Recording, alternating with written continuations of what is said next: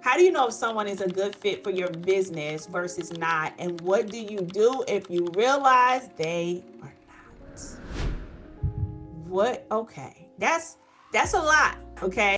So how do you first know if someone is a good fit, okay, for your business versus not a good fit?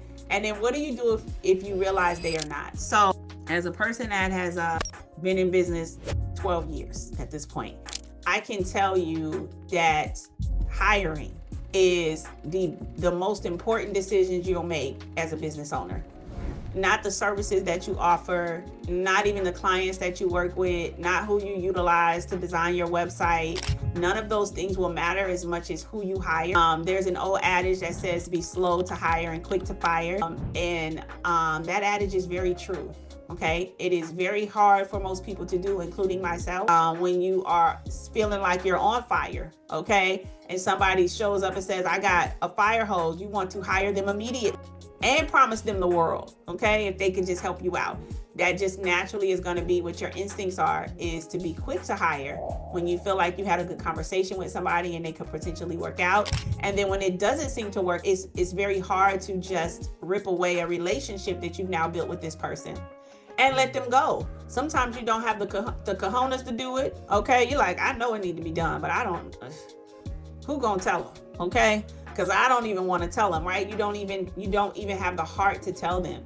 You start feeling personally responsible because now you know the baby's names. And I mean, please don't even tell me your kids' names. Just don't, Tiff will just be paying you to do nothing. I mean, just please don't share no personal stories with me. I'm a sucker for trying to think about all your life's issues that's gonna happen. If I don't even gotta be firing you real good. If I just change the project you on, which might change your pay, I'm just tossing and turning. I leave that ruthlessness up to Tristan. Okay, Tristan, she don't care.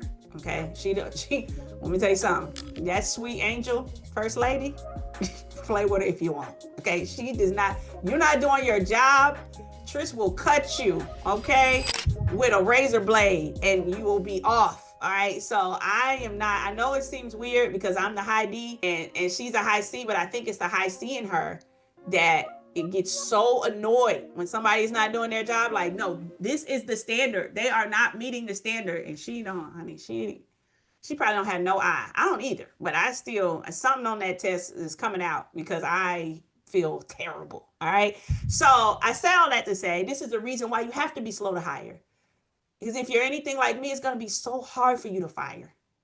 So the best thing you could do is be so slow to hire that you don't miss, that you increase you getting it right from 50% to 75% to 80% to 85% to 90%, right? You increase that because you are very meticulous with who you hire. I'm going to pop in here for a second, okay? Tiffany from the future. I'm actually back in my home office in this clip, but I just want to make sure that if any of you that are watching are aspiring entrepreneurs and are interested in learning the business that I started, that I scaled, and I sustained to this day, 10 years later, I still have this business and it's thriving, doing incredible, and I teach others how to build the same one. I want you to go to tiffany'smasterclass.com, register for my free training. It is live and it is in depth, okay? I do not waste your time. Just because it's free does not mean that I take your time for granted. I give you every single strategy I did to start, everything I did to scale, and everything that I'm currently doing to sustain the success that we have. I shall see you soon. Back to the video.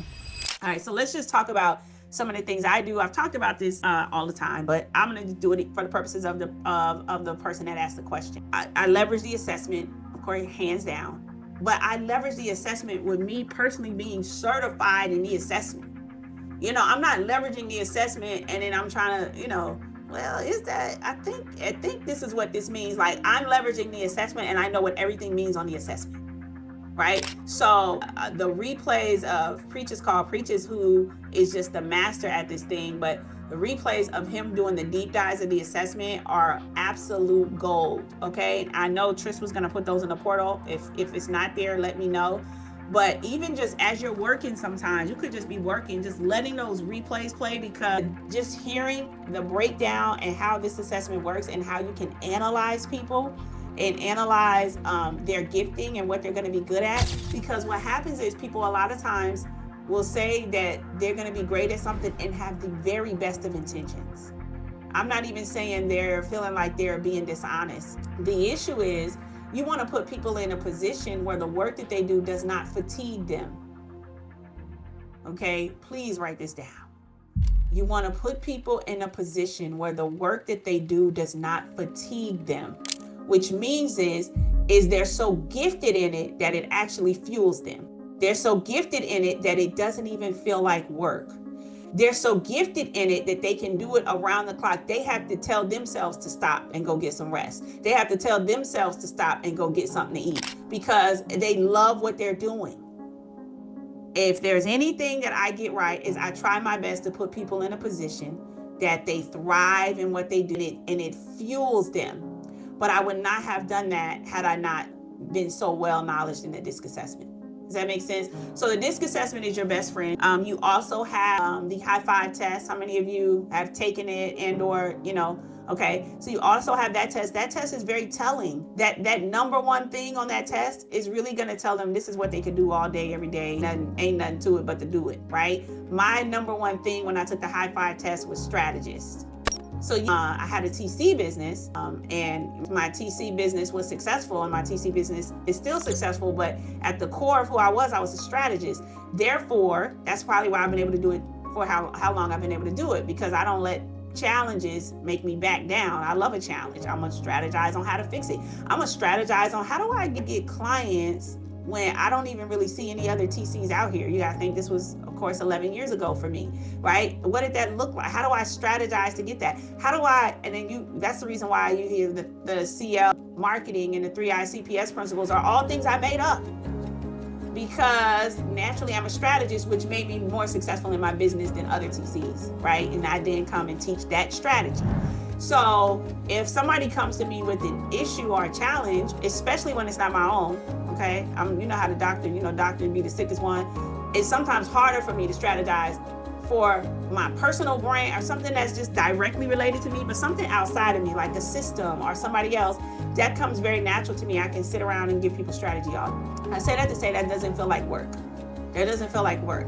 It doesn't feel like work when I'm helping Rochelle strategize. It doesn't feel like work when I'm helping you guys strategize and help you answer questions and help you navigate, different marketing ideas and different things like that. It doesn't feel like work to me. And when you hire, you want to put people in position where what they do is work, but it doesn't feel like work to them. And the best way to see that is through the assessment.